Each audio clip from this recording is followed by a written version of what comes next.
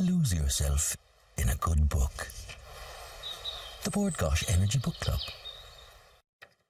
Now, the Bord Gáis Energy Irish Book Award celebrate the best in Irish writing, and Ireland AM is delighted to continue its involvement this year with its support of the Ireland AM Crime Fiction Book of the Year category. Our next guest has been nominated for the award 4 times, indeed winning it in 2013 for her second novel, The Doll's House.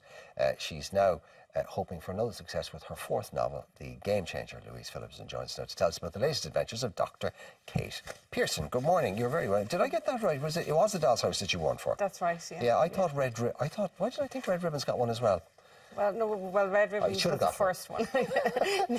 Right, for those, I mean, look, people who read crime on a regular basis will be familiar with you now, but for those coming to you, say, for the first time, tell us about Kate Pearson. Well, Kate Pearson's a criminal psychologist. She's based in Dublin, in Ireland. So her job is to get inside the minds of the killers. And so she's a profiler. She is a profiler, and she works with the Irish police force. D.I. O'Connor is probably the detective that she works primarily with, and at the opening of The Game Changer, herself and D.I. O'Connor have now set up a romantic relationship. Okay, I was going to say that because, so that's what she does professionally. Personally, where she is because with all of these, particularly when you've got a series or a character that has a couple of books under their belt, their private life is almost as important as what's going on in their professional life. Yeah, absolutely. And, you know, fictional characters shouldn't be any different to real characters insofar as their lives should move on as well. And it's interesting as a writer, I suppose, having a character that's within 3 or 4 different novels.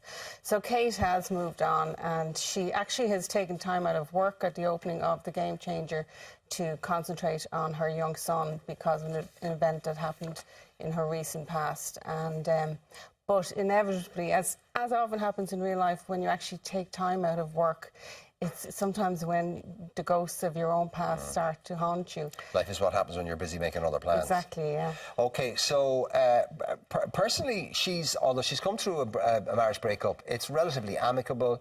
She's now with her professional partner yes. as well, so she's kind of fairly well settled. Yes, everything looks good in Kate's world, and at the opening of The Game Changer, there is a murder in New York, and then a school teacher supposedly had committed suicide. But crime novels being what they are, inevitably Kate's current life and past life gets linked to these two deaths. I was going to say that just as you get the personal life sorted out and you think it's all hunky-dory, something in your personal life goes pear-shaped. Now, there's something about Kate's background and her relationship with her father and something that happened to her in childhood that now re-emerges. Without giving away the plot, what? Yeah, I suppose, you know, with Kate is haunted by a past that she can't remember, and there are gaps from her childhood. She went missing when she was age 12, and she put it down at a very short time frame. But the more she starts to look into the current deaths, the more she realised that that the current situation is tied into sequences and lives from the past.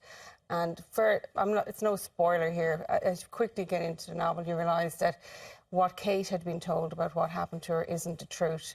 And then within a couple of weeks of the first murder, she gets a note from The Game Changer, in this case, to say, "I've been watching you."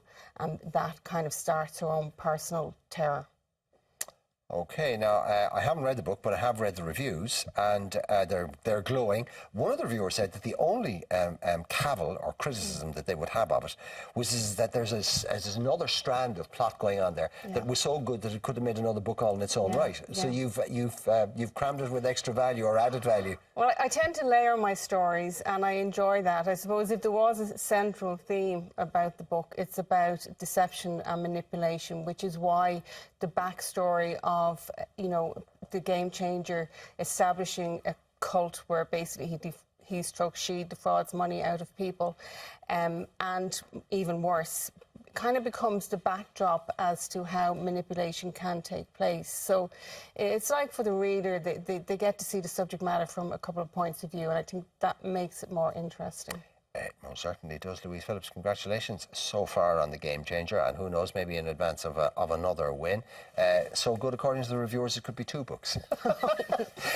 Listen, good luck on the night. The Ireland AM Crime Fiction Award winner is decided by you, the public, so you can vote for your favourite book by logging on to www.irishbookawards.ie before midnight on November the 19th. Now, the nominees in the category are Even the Dead by Benjamin Black, Freedom's Child by Jax Miller. Are You Watching Me by Sinead Crowley. Only We Know by, there you go, Sinead's book. Only We Know by Karen Perry. The Game Changer, which of course we've just been talking about. It's about to come up on your screen now. That's Louise Phillips.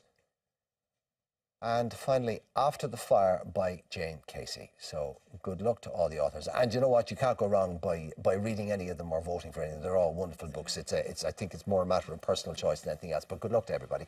Now, how would you like to be in with the chance of attending the Irish Book Awards? Well, the gala dinner and award ceremony takes place in the Doubletree by Hilton in Dublin on Wednesday, November the 25th, and will be, as always, a star-studded affair. Now, as sponsors of the awards, Bord Gáis Energy has given us a special prize for one viewer. We've got a pair of tickets to the awards where you'll get to meet your writing heroes, plus an overnight stay for two at the hotel. To enter, tell us what book, past or present, you would nominate for a book award and why. You can email irelandm@tv3.ie and don't forget to include your contact details. Lose yourself in a good book. The Bord Gáis Energy Book Club.